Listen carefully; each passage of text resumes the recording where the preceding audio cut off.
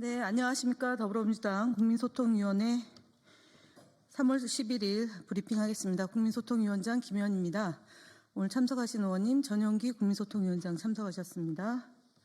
허위조작 정보단 김동화 의원님 오셨습니다. 민주파출소 현황부터 말씀드리겠습니다. 오늘 9시 기준으로 929명이 방문했고 356건의 제보가 있었습니다. 네이버가 26.40%로 제일 높은 수치를 기록했고 유튜브는 24.16%, SNS는 10.11%, 커뮤니티는 7.58%로 제보됐습니다. 어저께 저희가 헌법재판소를 대상으로 매크로를 이용한 조직적인 여론 조작 공격과 관련해서 발표를 했습니다. 경과와 민주파출소의 조치를 먼저 말씀드리겠습니다. 우선 매크로를 최초로 유포한 인물은 과거에도 입법 반대 매크로를 제작 유포했던 커뮤니티 회원으로 본인의 기술을 이용해 반복적으로 조직적인 여론 조작을 시도한 것으로 보입니다.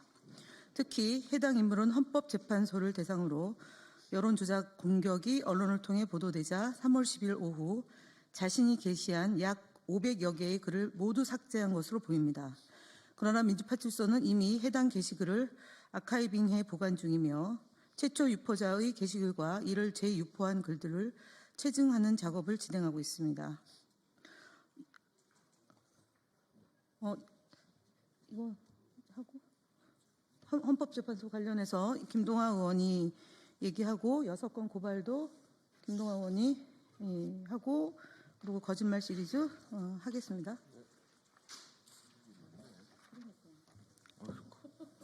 거짓말인가요? 네, 헌법재판소 관련된 주요 제보 내용 보고 드리겠습니다. 헌법재판소 관계자들을 대상으로 한 살해 협박글이 온라인상에 유포되고 있다는 정황이 계속 제보되고 있습니다. 3월 10일 JTBC에서 보도한 헌재 내부 도면까지 유출됐다. 100m 이내 진공 상태 선포라는 기사에 가결시키면 헌재 안에 있는 거 다 죽이고 내 목도 따라갈 거야 등의 살해 협박성 댓글이 게시되었습니다. 뿐만 아니라 같은 기사 내에 내란 선동꾼, 폭동자들은 강력하게 처벌해야 한다는 댓글에 대해 입에 담기 어려운 수준의 폭력적인 리트윗 댓글이 달렸습니다. 이런 협박성 발언들은 단순한 위협을 넘어 실제 범죄로 이어질 가능성이 높아 보입니다. 한편 서부지법 폭동 관련 허위사실 유포 역시 지속되고 있습니다. 서부지법 폭동을 옹호하는 글들이 지속적으로 퍼지고 있다는 정황도 제보되었습니다. 일부 커뮤니티에서는 사촌이 서부지법 시위에 가지도 않았는데 근처에 있다가 잡혀갔다. 이유 없이 독방에 감금되고 계속 이재명 영상을 강제로 시청하게 한다는 등 근거 없는 허위 주장이 퍼지고 있습니다. 또한 카카오톡 오픈 채팅방을 통해 서부지법 폭동 가담자 64명을 애국투사로 칭하며 나라를 위해 투옥된 애국자님들께 기부를 통해 결집된 단결력을 보여주는 것이 국력이다 라는 등의 명목으로 모금운동을 진행하고 있다는 제보까지 받았습니다. 이는 대한민국의 민주주의를 부정하고 헌정질서를 훼손하려 했던 폭동 가담자들을 미화하는 행위로 판단됩니다.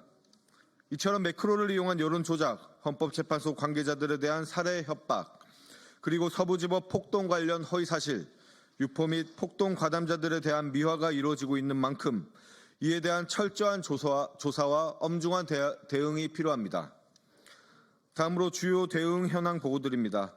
오늘 국민소통위원회에서는 총 6건의 고발을 진행할 예정입니다.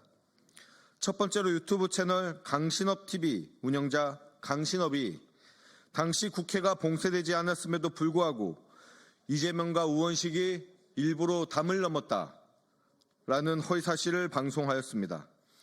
그러나 당시 국회는 실제로 군과 경찰에 의해서 봉쇄된 상황이었으며 국회 경비대장 또한 출입 금지를 명한 바 있음이 명명백백하게 확인되었습니다.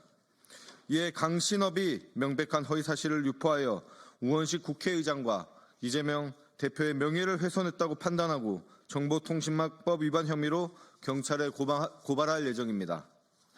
두 번째로 인터넷 언론사 미디어 CCBB와 해당 기사 작성자가 지난 3월 1일 고발뉴스 민주당 눈 뒤집혔나 미성년자 시위 동원이라는 제목의 기사를 통해 민주당이 3.1절 집회를 앞두고 미성년자를 동원했다는 허위 주장을 보도하였습니다.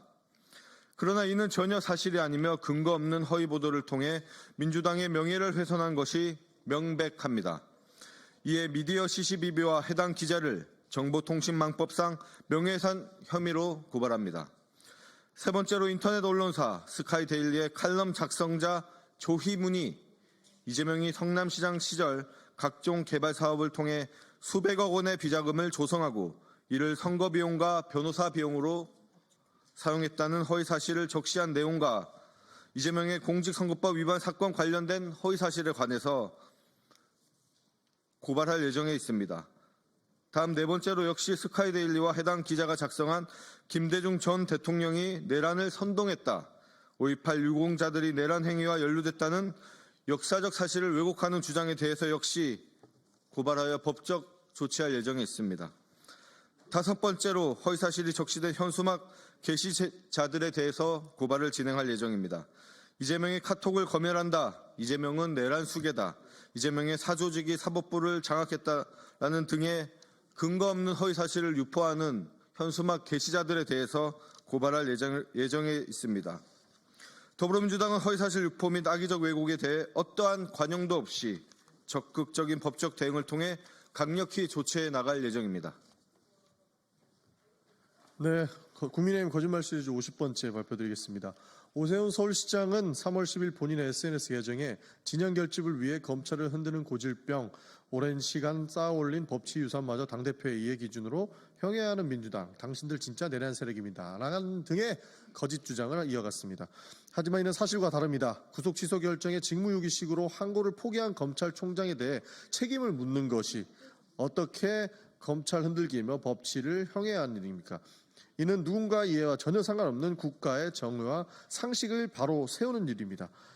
이미 지난 대선 이후 검찰의 기소를 정권의 입맛대로 해왔다는 주장은 사실로 보입니다. 이는 이재명 대표에 대해서 389건의 압수수색을 실시하면서도 김건희 씨에 대해서는 무혐의와 불기소 일관했던 검찰의 모습에서도 쉽게 확인 가능합니다. 내란을 끝없이 옹호하는 사람들, 국민의힘 인사들은